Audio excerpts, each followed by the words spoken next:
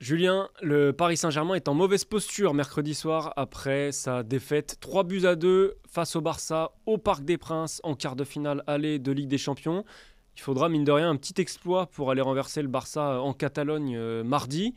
Ma question est simple, est-ce que tu es inquiet Julien avant le match retour? C'est très difficile de répondre à cette question parce que c'est très difficile de tirer des conclusions après ce match qui est assez illisible. C'est ce qu'on a d'ailleurs écrit sur Eurosport.fr.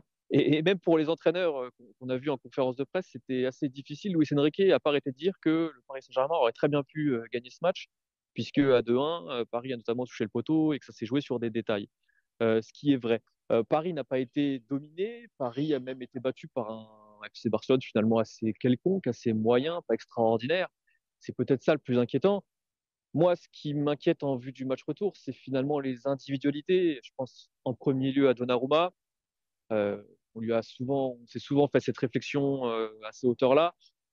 Il faut que les joueurs soient à leur meilleur niveau à ce niveau-là. Et il faut que Donnarumma soit impérial, ce qui n'a pas été le cas ce mercredi au Parc des Princes. Donc, si j'ai une inquiétude, c'est pas vraiment sur le plan collectif, parce que finalement, Paris a très bien commencé son match. Paris a très bien commencé sa deuxième période. Paris n'a pas été outrageusement dominé. Il y a eu des choses cohérentes. Ce qui m'inquiète plutôt, c'est les individualités et ces espèces de trous d'air que l'on voit à répétition quand Paris se retrouve dans ces hauteurs-là en Ligue des Champions.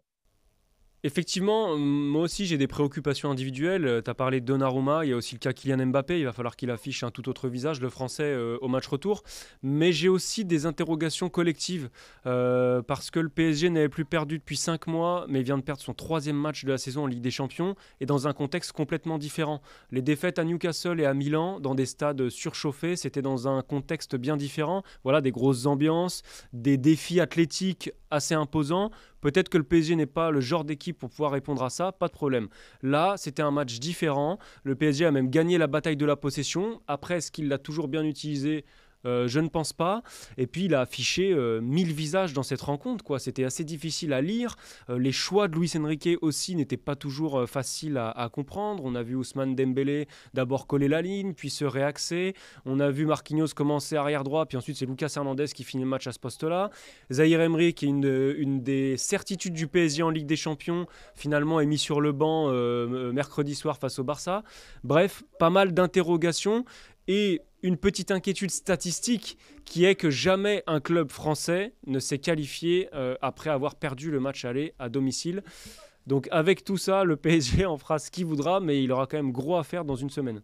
Oui, d'ailleurs, cette statistique a été remontée à Luis Enrique en conférence de presse. Luis Enrique a dit qu'il considérait encore que c'était largement possible, que le PSG était encore favori.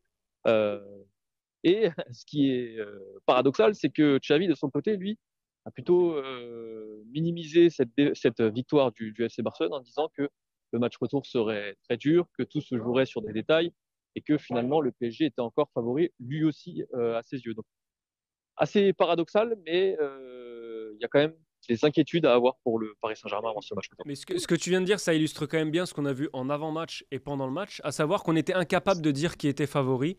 Et pendant le match, on a finalement été incapable de dire qui avait vraiment dominé cette rencontre et qui vraiment méritait de la gagner. C'est ça qui rend l'analyse très complexe. On est sur deux équipes qui sont à des niveaux plutôt égaux, avec des qualités un petit peu différentes. Mais c'est tout simplement illisible. Alors on va pas s'en plaindre parce que c'est ce qui fait aussi la beauté du foot parfois. On a juste hâte d'être dans une semaine et puis de voir si le PSG pourra répondre au défi barcelonais.